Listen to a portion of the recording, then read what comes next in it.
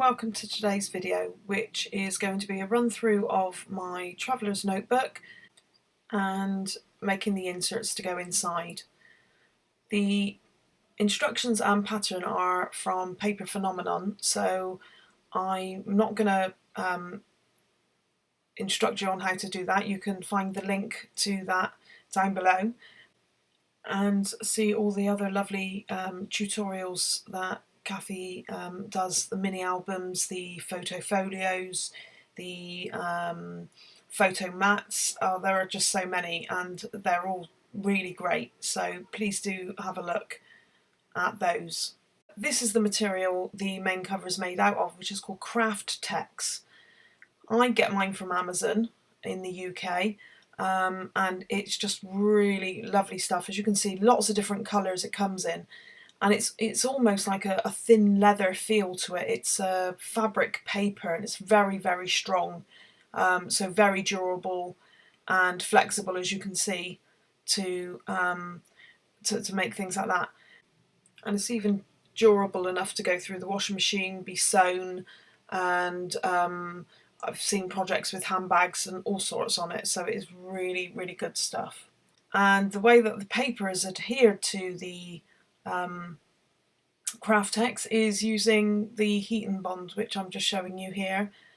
And that just gives the paper its flexibility and strength to withstand the bending of the spine and the cover, really.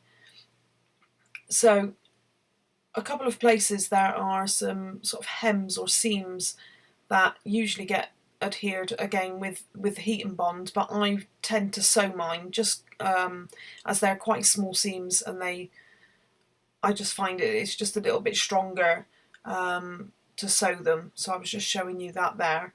So right, I'm going to get on to the inserts. This is one that I've already made, and as you see, I sew the spines in these, and I do the paper edges just slightly different.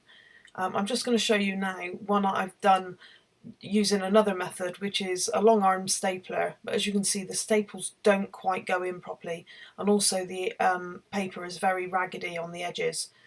So this is how this one was done, whereas you once you've lined it up, you go down quite a few times with your craft knife, but you get quite a sort of jagged edge on the papers. It's just where you fold in sort of 15 sheets together and they tend to bulge out a bit. So this is how I do it. I have 15 sheets in all, but I cut them 5 sheets at a time, and the measurements are on screen now, but just to let you know, the first ones I cut at 8 3/4 by 8 inches, and the next one I just moved down 1/8 of an inch. So the next one will be 8 5/8 by 8 inches, and then the next one goes down to about 8 1/2 by 8. And then I'm going to cut the covers, which I'm using black cardstock for these ones, but you can use patterned paper as well. But I thought as the insides were black, I'd just do this for these ones, and then I can decorate them however I want afterwards. So as you saw, the measurements on the screen there were 9 by 8 1/8 of an inch, just so it's slightly larger.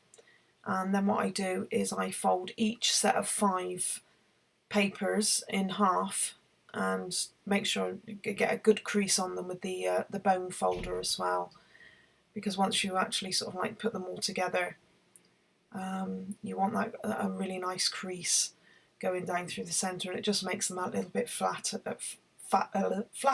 Sorry.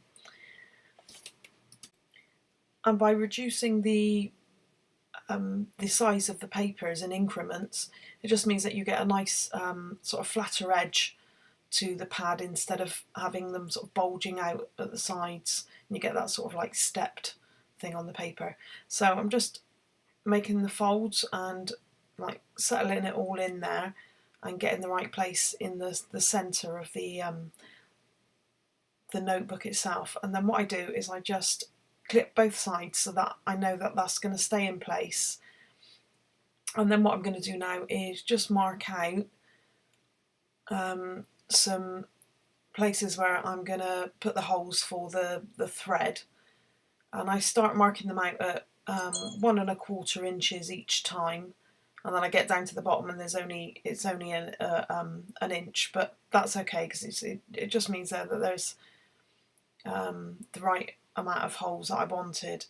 And then I'm just using my pokey tool, I'm not quite sure what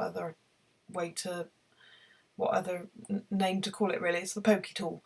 And what I've done is, with the thread, is I'm using like the embroidery thread or the cross stitch thread you get, and when they come in the skeins, they're sort of like 6 threads thickness, I think they are. I separate them into like 2 thread thickness, this is.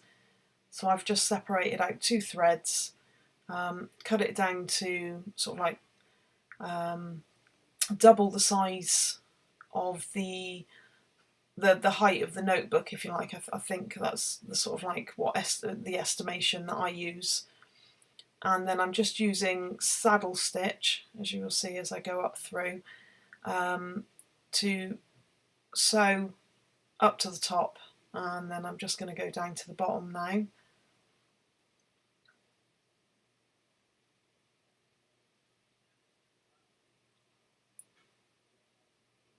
Oops, I forgot to put the last hole in. So I'm just making that now, just push that through.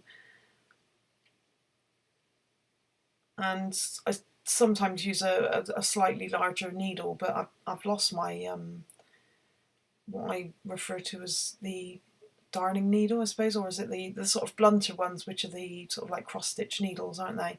So I'm using a slightly finer needle, but it works just as well. And then as I come to the end there, I put a knot on the back, just a small knot. It just gives it that little bit of strength and make sure that it doesn't come undone once you've done it, and then just knotting them up and just cut off the sort of excess thread there. And that's as easy as it is. Unclip both sides and you can just sort of like make sure it all folds down, and that's as easy as they are. So I'm just going to go and make another one, and then I will be back to show you what I do with all 3. So here we are, here's all 3 notebooks. As I said, I've done them all in black just so I can decorate them myself, but you can use patterned paper to make the covers, as it is thick enough to do that. So this is how we put them together. So I've done one length of elastic, oops, I've done one length of elastic which is double the length of the notebooks again, and it's going to go through the centre of one notebook,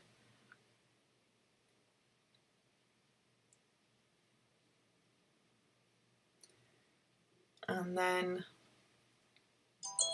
taking the excess from the back of that notebook, it's going to thread through one of the other notebooks as well. So you've got 2 notebooks attached together there. Now they're going to go through the top thread, or the top elastic, that's already joined inside the cover, and sit like that. And then the 3rd notebook is going to be threaded through the top elastic like that. So they're all secured together then, and there we are. That's the whole notebook. So this is the end of part 1. Part 2 I will be back, where I will be showing you how I set the books up and what I will be taking with me on my travels. Thanks for watching. Be back soon.